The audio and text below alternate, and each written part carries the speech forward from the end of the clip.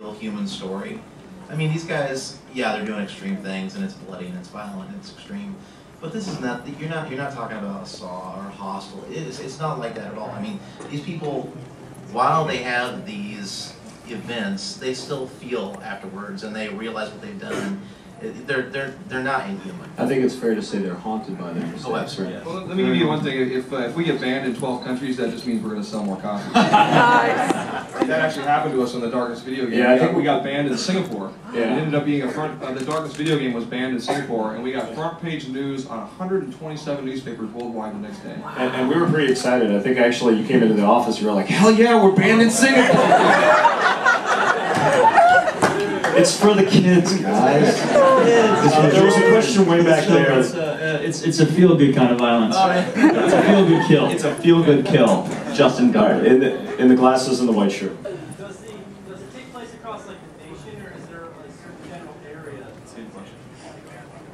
Well, this story, this arc, is really Middle America, and that's something that Jeremy and I really talked about a lot. You know, Ferris is basically in a mill town, and Aaron is really, you know, he's probably somewhere in the middle of Nebraska. We don't actually, like, you know, ever name either place, and that was a decision that we made early, but we kind of, we wanted it to feel like a real sort of middle class, working class kind of aesthetic.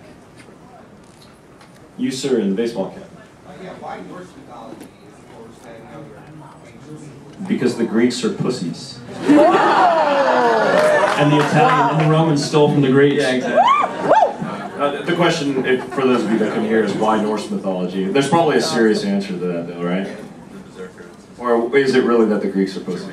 I mean, to me, honestly, a lot of it was just like, I was looking, originally the whole thing started with research into like skinwalkers and shapeshifters and all these different, you know, werewolves, and just looking at these different people who had animal powers.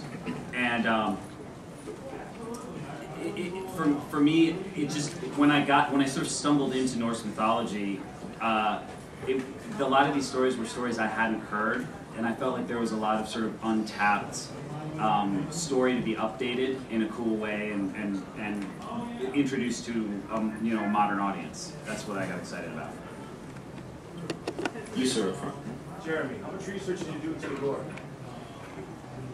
Well, you know, I try to research as much as possible, but I mean, there's a certain point where you just kind of start flipping paint to the page, and you know, I kind of have a weak stomach.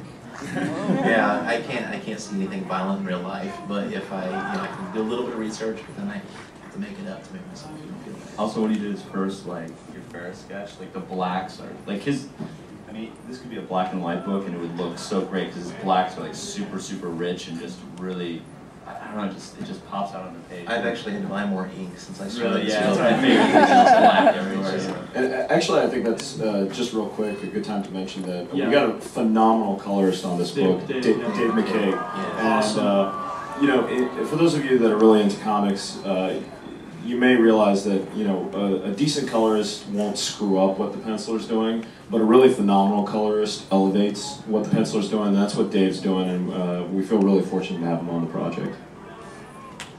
Yeah, absolutely. He's fucking rad. More questions? In the back, in the hat. Oh, wait, sorry. We'll get you. You mentioned before about with these two characters, they're part of these two rivaling families.